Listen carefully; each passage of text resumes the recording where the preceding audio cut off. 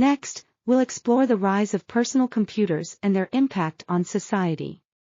In the early days of computing, mainframes ruled the technological landscape.